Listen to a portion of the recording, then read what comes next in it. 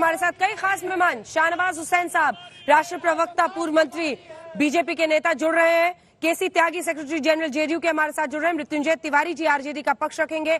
अभय दुबे जी हमारे साथ चर्चा में जुड़ रहे हैं। केसी त्यागी जी, आपके साथ शुरुआत करते हुए, जीत एनडीए की हुई है, लेकिन क्या मोदी उसकी वजह रहे?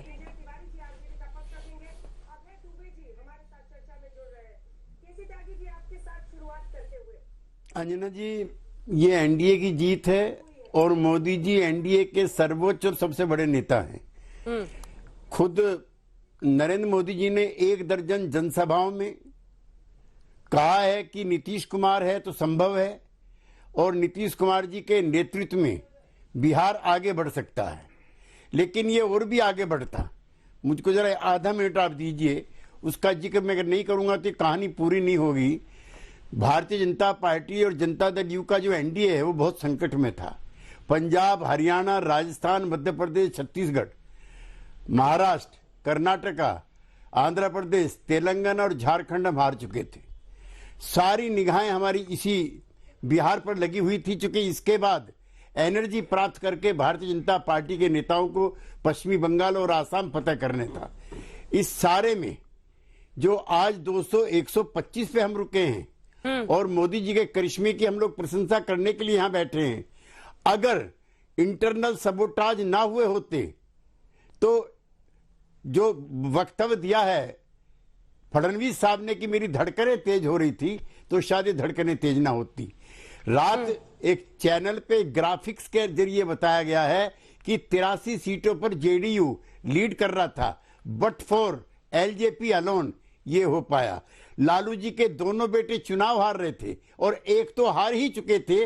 अगर वहां पर एलजेपी के कैंडिडेट ने उन वोटों को ना काटा होता जो वोट वहां नहीं जा रही थी, तो इस जश्न को भी मनाएंगे, मोदी जी की प्रशंसा भी करेंगे, भाजपा के कमिटेड कार्यकर्ताओं की भी प्रशंसा करेंगे। लेकिन जयचंद्र का अगर जिक्र नहीं करोगे तो आगे भी इस तरह की घटनाएं होंगी। आज टोकना पड़ेगा सर, क्योंकि लॉजिक में बड़े सारे इफ एंड बट लग रहे हैं। सर, एलजेपी इतना बड़ा फैक्टर हो गया कि एलजेपी ने जेडीयू को धराशायी कर दिया। ये कैसी बात कर रहे हैं? जेडीयू को मिला मुश्किल उनको एक सीट तो आई है। सर, मानते हैं कि प्रधानमंत्री के साथ साथ महिलाओं के वोटों के मोबिलाइजेशन में 87 सीटों पर आप लीड कर रहे थे। त्यागी जी, बात तो सुन लो, किसी और की भी सुन लो ना यार।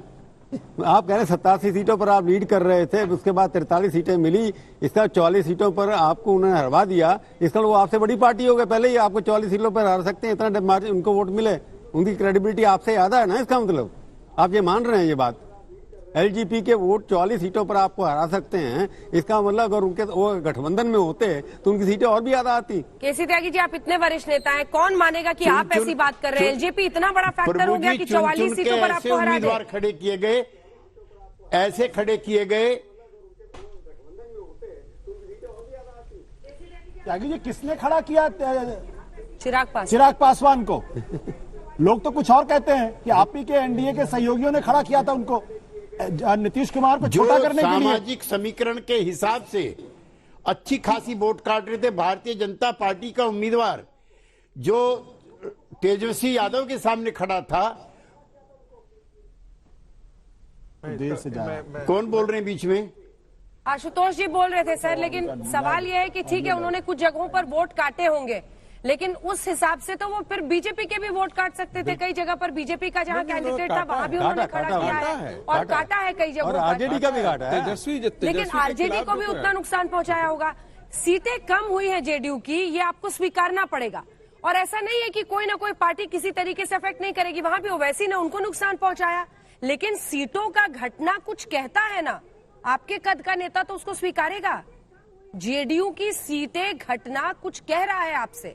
अंजना जी, वोट परसेंटेज बहुत कमी, आधी रह गई है पिछली बार से। पॉपुलर वोट जिसको कहते हैं, जिसके नेता की कितनी एक्सेप्टेबिलिटी है, वो पॉपुलर वोट आपका कम हुआ है। उसके कारण क्या है? चलिए ठीक कर छोड़ दिए, हार गया। कई बार सीटें कम होती हैं, वोट ज्यादा होते हैं, परंतु आपकी सीटें भी कम और वोट भी कम है।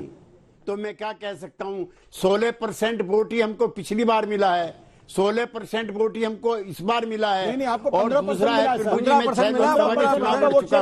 मैं जानता हूँ वोट काटने के लिए कैसे उम्मीदवार खड़े किए जाते हैं।